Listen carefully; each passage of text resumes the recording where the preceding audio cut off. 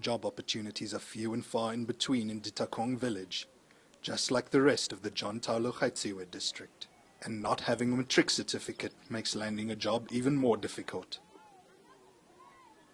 As you see, our area is so disadvantaged. So the current situation is going to put us more again under pressure, because we won't have, at least if you have matric, you know, you can still apply somewhere and all those things.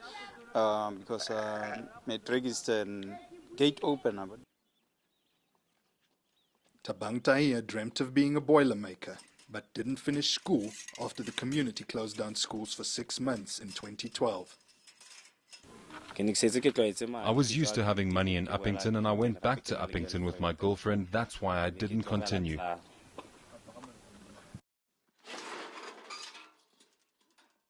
Now he spends his time taking care of his family's goats and cows and spending the little money he has at a local shebeen.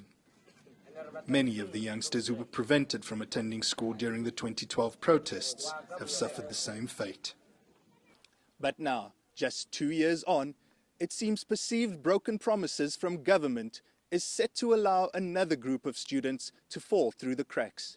As I'm a grade 12 learner, I'm suffering a lot because next year I was thinking that I could do something for my future. That I may benefit something from the school so that I can also take care of my community and also my parents. The provincial government says the project to tar the roads has gone out to tender and a contractor will be appointed soon. But the community insists that schools will remain closed until they see the contractors on site. Our community members were promised that the road will be tarred on from the beginning of April last year, and they waited, nobody came until this year, January. They took it to the street now. The residents believe that children's education is the best bargaining chip they have. They also feel that pain. The fact is that they do not have an access to go to the government as they use the policies as their security.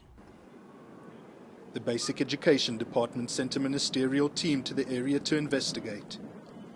The department believes the protests aren't linked to service delivery, but are politically motivated.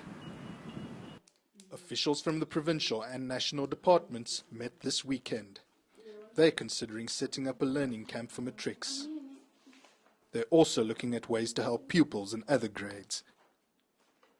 Basic Education Minister Angie Motshekga is expected to visit the area in the coming days. Ulkutsia, Kuruman.